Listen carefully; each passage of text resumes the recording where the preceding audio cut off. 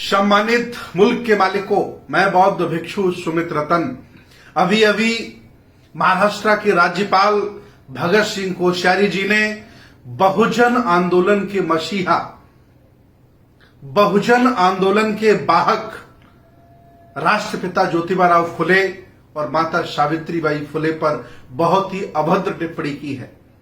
और उनकी इस अभद्र अशोभनीय टिप्पणी से यह दर्शाता है कि आदरणीय राज्यपाल महोदय पागल हो गए हैं, उनको इलाज की जरूरत है और वह मानसिक दिवालिया हो गए हैं।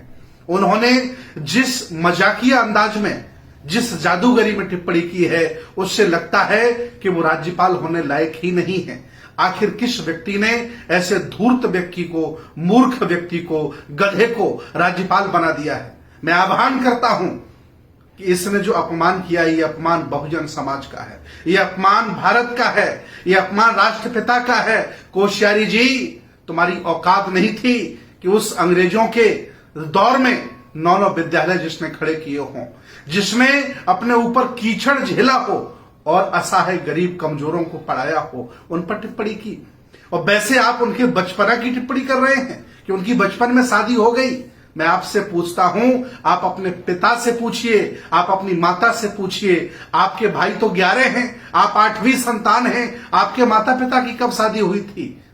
जब भारत पढ़ा लिखा नहीं था, तुम्हारे गुरुकुल की वजह से, तुम्हारे ब्राह्मणवाद की वजह से, तुम्हारी अज्ञानता की वजह से, क्योंकि तुमने शिक्षा के दरवाजे बहुत लोगों के लिए बंद कर दिए थे। उस समय बाल विवाह होते थे, बचपन में शादियां हो जाती थी। ऐसी टिप्पणी करके आपने ये दर्शा दिया है कि आप मेरिट वाले नहीं हैं, थोपे गए नेता हैं, आप बनाए गए नेता हैं। वैसे कोश्यारी जी, मैं आपको बता दूं, जिस पाठशाला से आप आए हो, उस पाठशाला में कोई ऐसा महापुरुष नहीं है जो सावित्रीबाई फुले के बराबर बैठता हो, ज्योतिबा फुले के बराबर हो, जिन्होंने इतना संघर्ष करके देश को क्या नहीं दिया। आज उन पर अभद्र टिप्पणी कर रहे हो, तुम्हें शर्म आनी चाहिए, तुम्हें पानी में डूब करके मर जाना चाहिए। तुम्हारी हिम्मत कैसे हुई देश भारत को गाली देने की, बहुजन समाज को बुरा भला बोलने की?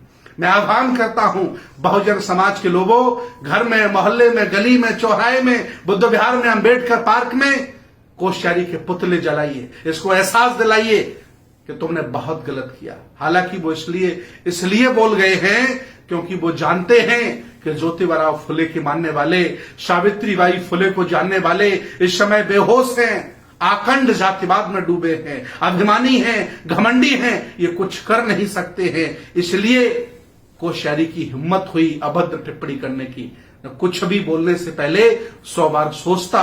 अगर ज्योतिबा फुले के लोग जागरूक होते और अपने हक अधिकार के लिए देश भारत से लड़ रहे होते। वो जानते हैं जो मेरे अनाज पर पलने वाले हैं, जो महंगाई में कुछ बोल नहीं सकते हैं, जो कोलिजियम के खिलाफ नहीं बोल सकते हैं, जो अन्याय के खिलाफ नहीं बोल सकते हैं, वो अपने महापुरुषों की सुरक्षा क्या करेंगे? इसलिए इस धूर्त व्यक्ति कोश्यारी को राष्ट्रपिता ज्योतिबा फुले और सावित्रीबाई फुले पर अभद्र टिप्पणी करने का मौका मिला, अधिकार मिला है, क्योंकि वो जानता है कि लोग सो रहे हैं, मुर्दा हैं, मरे हुए लोग हैं। लेकिन मैं बता दूं, जिस दिन ये मुर्दा जाग गए, उस दिन तुम्हें देश छोड़ के भागना पड़ेगा। कोश्यारी जी, मैं चाहता हूं कि अगर आपको थोड़ी भी शर्म बची हो, इस्तीफा दीजिए और घर में जाकर के बैठिए, वहां किसी जवान बच्चे को बैठा लिए, पढ़े लिखे व्यक्ति को बैठा लिए, जो देश को समझे, भारत को समझे और भारत का धर्मनिरपेक्ष भारत, यहाँ का जो सेकुलरिज्म, उसको समझे। क्या ये हिंदूवाद फैला के रखा है तुमने? देश भारत को बर्बाद करने पर आप लोग तुले हो। पूरी दुनिया में युवा नेता होते हैं, भारत में बूढ़े लोग नेता होते हैं और युवाओं को पेंशन देते हैं। इन बूढ़े लोगों को जो मानसिक विकृत हो गए हैं, घर में नातियों के साथ आराम करने की जरूरत है, राज्यपाल बनने की जरूरत नहीं। होश में आओ कोश्यारी जी, न जिस दिन ये समाज जाग गया, तुमको दौड़ा दौड़ा करके पीटेगा और तुम्हें देश से बाहर खदेड़ देगा। ये देश तुम्हारी जागीर नहीं है, ये बहुजन समाज के राजा महाराजाओं ने ये देश बनाया है, अपने खून पसीने से सींचा है। तुम्हारी हिम्मत कैसे हुई ज्योतिबा फुले और माता सावित्रीबाई फुले पर अभद्र टिप्पणी करने की? शर्म करो, शर्म करो, डूब मरो पानी में। और मैं आज आह्वान करता हूं कि हर जगह विरोध होना चाहिए। सोशल मीडिया पर डीएम को ज्ञापन दीजिए, राष्ट्रपति को ज्ञापन भेजिए, प्रधानमंत्री को ज्ञापन भेजिए, ताकि मुर्मू जी को शर्म आ जाए। हालांकि मुर्मू जी के कुछ बस का है नहीं।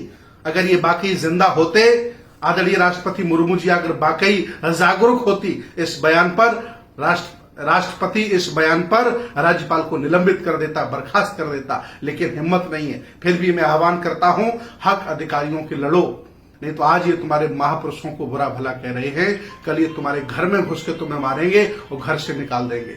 इस वीडियो को शेयर करिए ताकि सोए हुए लोग जाग जाएं और अपने महापुरुषों का सम्मान, अपमान करने वालों को जवाब दे सकें, उनसे लड़ सकें, उनके खिलाफ बोल सकें। बहुत बहुत धन्यवाद, बहुत बहुत साधुवाद।